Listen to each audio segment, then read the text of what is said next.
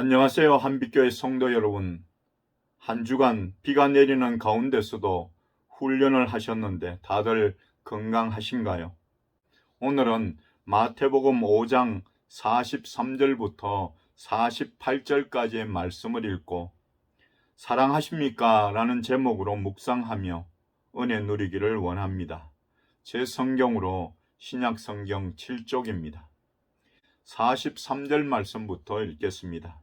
또 내 이웃을 사랑하고 내 원수를 미워하라 하였다는 것을 너희가 들었으나 나는 너희에게 이르노니 너희 원수를 사랑하며 너희를 박해하는 자를 위하여 기도하라. 이같이 한즉 하늘에 계신 너희 아버지의 아들이 되리니 이는 하나님이 그 해를 악인과 선인에게 비추시며 비를 의로운 자와 불의한 자에게 내려주심이라. 너희가 너희를 사랑하는 자를 사랑하면 무슨 상이 있으리요? 세리도 이같이 아니하느냐? 또 너희가 너희 형제에게만 무난하면 남보다 더하는 것이 무엇이냐? 이방인들도 이같이 아니하느냐? 그러므로 하늘에 계신 너희 아버지의 온전하심과 같이 너희도 온전하라. 아멘. 성도 여러분, 사랑하십니까? 누구를요? 여러분을 사랑하는 사람을, 여러분에게 호의적인 사람을요.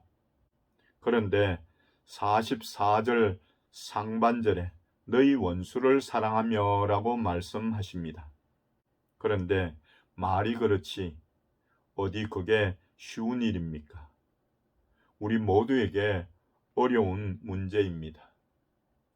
한 목사님의 간증입니다.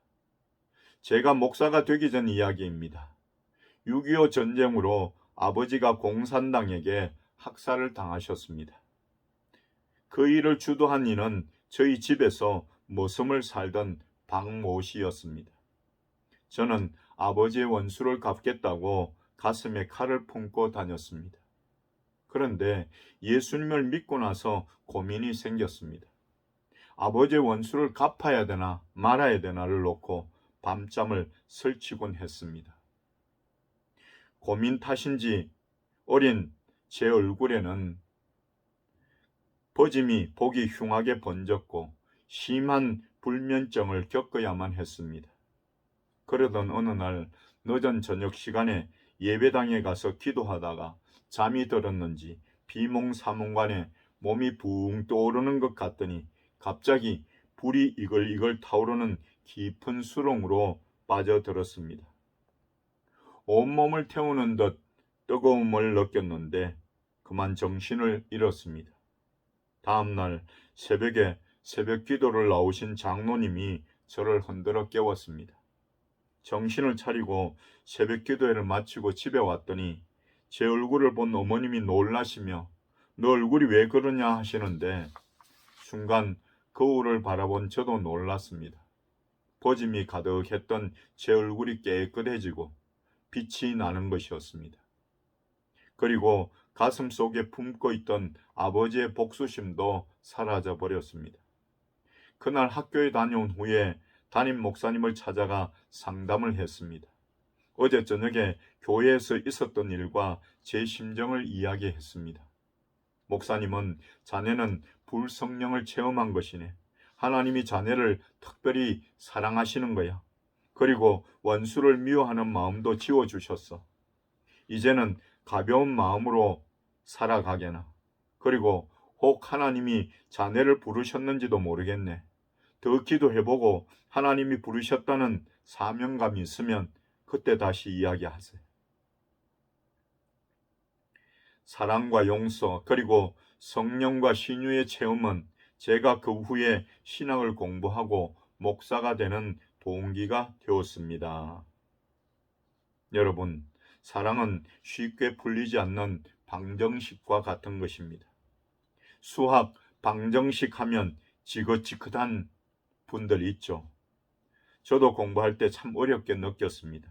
그런데 공학을 하게 되니까 미분 방정식, 라플라스 변환 등 어렵지만 하지 않을 수가 없더군요. 그런데 사랑이 그런 것 같습니다. 어떤 분들은 사랑합니다 라는 말을 쉽게 잘 합니다. 저도 처음에는 어색하더니 이젠 제법 손을 머리에 올려 하트 모양까지 그리며 인사하는 것도 익숙해지고 있습니다. 그런데 원수도 사랑하십니까? 보편적으로 나를 사랑하는 사람을 사랑하는 것은 어렵지 않습니다. 가족이나 친구에게 사랑을 표현하는 것도 곧잘 합니다. 그런데 나를 괴롭히고 미워하는 사람, 내 원수까지 사랑합니까? 잘 안 될 것입니다. 이런 원수 사랑의 어려운 방정식을 어떻게 풀어야 합니까? 오늘 말씀의 결론부터 먼저 말씀드리자면 원수 사랑의 방정식을 푸는 열쇠는 48절 말씀입니다. 그러므로 하늘에 계신 너희 아버지의 온전하심과 같이 너희도 온전하라. 아멘. 온전하다, 즉 헬라어 텔레이오스라는 말은 목표를 가리키는 텔로스라는 단어에서 온 말입니다. 성경에서는 흠이 없다, 분할되지 않았다는 뜻으로 쓰입니다. 이 단어가 주는 원래의 의미는 사람보다 하나님에게 적용되는 말로 사용되었습니다. 온전함은 하나님의 신실하신 언약과 그의 성취를 가리킵니다. 사실 인간은 하나님처럼 온전할 수 없습니다. 그러므로 온전해지려고 좀 노력하다가 안 되면 포기하고 맙니다. 어떤 사람은 아예 해보지도 않고 등을 돌려버립니다. 또 어떤 사람은 온전해지려고 자기 학대에 빠지기도 합니다. 그런데 온전하라는 이 말씀은 하나님께서 온전하신 것처럼 신실하시고 온전하신 하나님을 닮으려는 신앙 목표를 가지고 살아가도록 하라는 말씀입니다. 하지만 이는 사람의 의지나 노력만으로는 안 됩니다. 오직 성령으로 가능합니다. 하나님의 말씀으로 거듭나야 합니다. 오늘 말씀을 묵상하며 은혜 누리기를 원하는 첫 번째는 믿음으로 푸는 원수 사랑입니다. 히브리서 11장 1절에 믿음은 바라는 것들의 실상이요 보이지 않는 것들의 정근이라고 말씀합니다. 믿음이 없으면 풀 수 있는 희망이 안 보입니다. 그러나 믿음만 있으면 하나님과 예수님이 보입니다. 믿음이 있으면 천국이 보입니다. 희망을 가질 수 있습니다. 또 히브리서 11장 6절에서는 믿음이 없이는 하나님을 기쁘시게 하지 못하나니 하나님께 나아가는 자는 반드시 그가 계신 것과 또한 그가 자기를 찾는 자들에게 상 주시는 이심을 믿어야 할지니라고 말씀하십니다. 감리교 창설자 존 웨슬레 목사님에게 한 청년이 찾아왔습니다. 목사님, 저는 지금 고통스러운 문제로 살 의욕을 잃어버리고 있습니다. 어떻게 해야 이 고통에서 벗어날 수 있겠습니까? 내 앞길이 캄캄합니다. 그때 웨슬레 목사님이 조용히 창밖을 손으로 가리켰습니다. 그곳에는 소 한 마리가 고개를 쭉 뽑아 엄매하면서 담장 너머를 응시하고 있었습니다. 담장 너머에는 풀밭도 있고 물도 있었습니다. 웨슬레 목사님이 청년에게 질문을 했습니다. 저 창밖에 뭐가 보입니까? 글쎄요, 모르겠는데요. 소가 목을 뽑아 담장 너머 푸른 풀밭과 흐르는 물을 바라보고 있지 않습니까? 형제분도 저 소와 같이 해야 합니다. 형제는 지금 염려, 근심, 걱정, 초조, 절망이 담장이 되어서 앞을 가리고 있습니다. 담장만 쳐다보고 있으니 죽을 지경이고 앞이 캄캄하지요. 담장 너머로 목을 쭉 뻗어서 하늘을 바라보십시오. 하나님을 바라보면 형제의 염려, 근심, 불안, 초조, 절망감이 사라질 것입니다. 그것이 바로 믿음이라는 것입니다. 사랑하는 한빛교회 성도 여러분, 여러분들은 믿음으로 하나님을 발견하고 믿음으로 사랑을 가지시기 바랍니다. 믿음만 있으면 원수라도 사랑할 수 있습니다. 믿음은 안 풀리는 문제를 푸는 열쇠입니다. 모든 것을 합력하여 선을 이루시는 하나님을 믿으시고 여러분들 앞에 놓인 원수 사랑의 어려운 문제를 해결하시기를 주님의 이름으로 간절히 축원드립니다. 두 번째로 사랑으로 푸는 원수 사랑입니다. 예수님은 43절과 44절 말씀에서 또 내 이웃을 사랑하고 내 원수를 미워하라 하였다는 것을 너희가 들었으나 나는 너희에게 이르노니 너희 원수를 사랑하며 너희를 박해하는 자를 위하여 기도하라고 말씀하십니다. 우리는 이런 말씀을 들으면 머리부터 흔듭니다.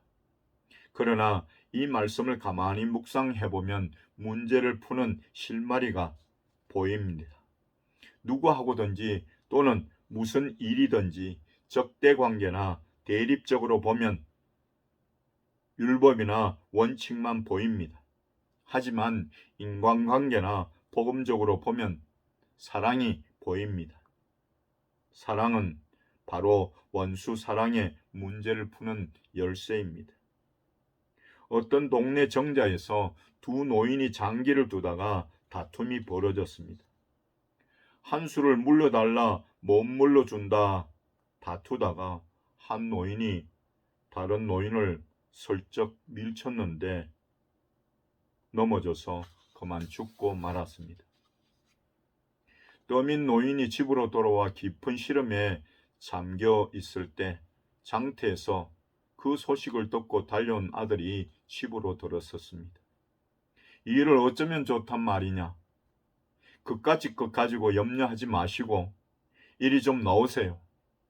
아들의 말을 믿고 마당으로 나왔더니 아들놈이 갑자기 아버지를 새끼로 기둥에 칭칭 묶어놓고는 어디론가 사라져버렸습니다.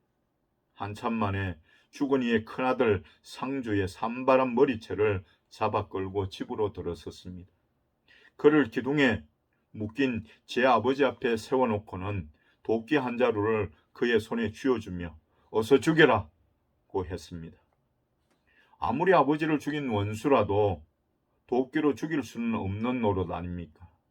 상주가 어이없어하며 물었습니다. 그럼 어떻게 되는 거냐? 어떻게 되긴 뭐가 어떻게 돼? 부모를 죽인 원수는 불구대천이라 같은 하늘에서 살 수 없지 않나? 너는 내 아버지의 원수를 갚고 그러면 내가 너를 죽여 또 원수를 갚고 내 어린 아들이 자라서 날 죽여 원수를 갚고 그런 거지 뭐. 이야기를 듣고 가만 생각하던 상주는 도끼를 던져버리고 기둥에 묶인 노인의 새끼줄을 풀면서 어르신 그만 들어가세요. 저희 아버지가 돌아가실 상황이라 그랬지. 어르신께 무슨 허물이 있겠어요. 상주는 자기 아버지를 죽인 어르신을 놓아드리고 돌아갔습니다.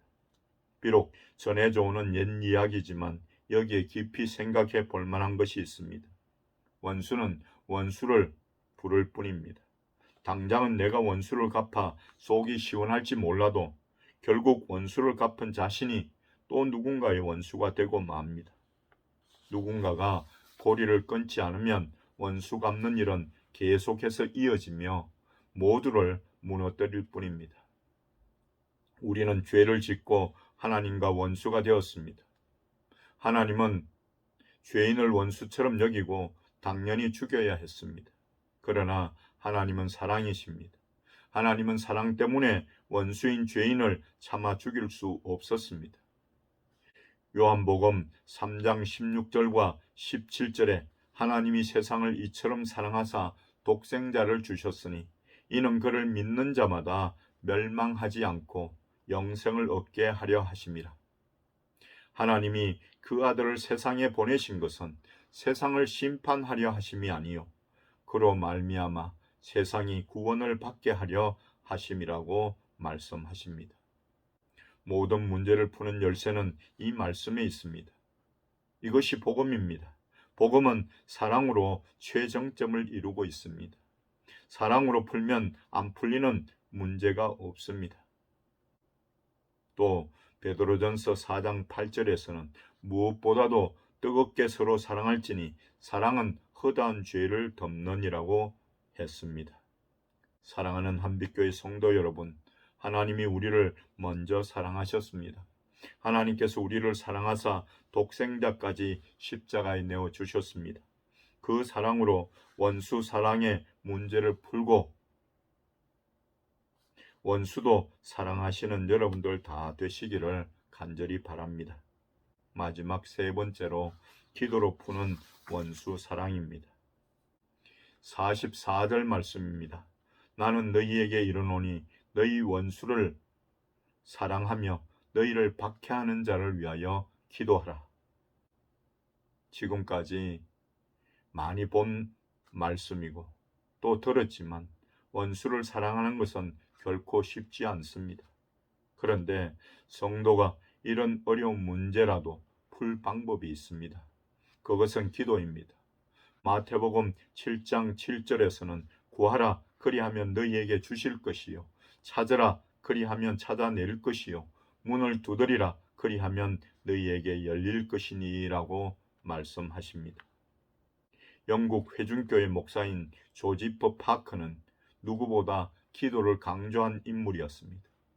그는 기도가 역사와 공동체, 삶의 미래를 바꿀 수 있다고 믿었습니다. 그는 기도를 열심히 하는지 안 하는지를 어떻게 알아볼 수 있는지 아십니까? 그것은 얼굴이 증명해 줍니다. 매일매일 하나님과 가까이 하지 않는 사람의 얼굴에는 영혼의 아름다움이 없습니다. 왜냐하면 풍기는 인상이 기도와 거리가 멀게 느껴지기 때문입니다. 늘 주님과 함께하는 사람에게는 주의 정원에 피어있는 향기로운 꽃향기를 맡을 수 있습니다. 라고 말했습니다. 인간의 영혼은 하나님과 함께 있을 때에 진정한 힘을 얻게 됩니다. 특히 성령님이 함께 하시는 기도는 매사에 자신감을 갖게 하며 분명한 확신과 기쁨에 찬 삶을 살아가게 합니다. 인류 구원을 위해 십자가에 달려 죽으신 예수님, 그분의 인생 여정 중에서 주님은 피로에 지친 심신을 기도로 충전하시며 승리의 길로 걸어가셨던 것을 볼 수 있습니다. 기도는 하나님의 능력을 나의 것으로 만들 수 있게 해줍니다. 기도는 원수를 이해하고 사랑하고 포용할 수 있는 가능성과 힘을 우리에게 줍니다. 사랑하는 한빛교회 성도 여러분, 여러분들이 미워하는 사람이 있습니까? 여러분들에게 쓴소리만 하는 사람이 있습니까? 여러분들이 원수처럼 생각하는 사람이 있습니까? 오늘 우리에게 주시는 주님의 말씀을 다시 한번 듣고 순종하시기 바랍니다. 44절 말씀에 나는 너희에게 이르노니 너희 원수를 사랑하며 너희를 박해하는 자를 위하여 기도하라. 아멘. 그리고 순종할 때 이같이 한즉 하늘에 계신 너희 아버지의 아들이 되리니라는 45절의 말씀처럼 온전한 하나님의 자녀가 될 것입니다. 하나님의 말씀대로 믿고 원수도 사랑하고 박해하는 자를 위하여 기도하는 여러분들 되시기를 예수 그리스도의 이름으로 간절히 축원드립니다. 기도하겠습니다. 하나님 감사합니다. 오늘도 대면으로 또는 비대면으로 하나님께 예배드릴 수 있게 하심을 감사드립니다. 예배하는 이들과 함께 하셔서 그 예배를 통하여 영광 받으시며 예배하는 한 사람 한 사람 귀히 여기시고 만나주시며 필요한 은혜를 채워주시옵소서. 저들에게 원수까지도 사랑할 수 있는 믿음과 사랑과 기도할 수 있는 마음을 허락하여 주시옵소서. 한 주간 동안도 살면서 미워하기보다는 사랑하고 섬길 수 있는 귀한 형제들, 청년들, 성도들 다 될 수 있도록 은혜를 베풀어 주시옵소서. 저들의 가정과 가족들까지도 동일한 믿음과 은혜를 더하여 주시옵소서. 우리들 중에 연약하여 병든 자 있습니까? 하나님의 전능하신 오른팔로 붙드시사 깨끗하게 고쳐 주시옵소서. 이 시간도 귀한 예물을 하나님께 정성껏 드립니다. 10분의 1을 드리는 귀한 손길 있습니다. 모든 것이 하나님이 공급하시는 줄 믿고 10분의 1을 기쁘게 드립니다. 놀라우신 복을 내려 주시옵소서. 하나님 앞에 나올 때마다 예물 준비하여 드리는 귀한 손길들 있습니다. 늘 함께 하시며 그 삶을 인도하여 주시옵소서. 예수 그리스도의 이름으로 간절히 축복하며 기도드립니다. 아멘.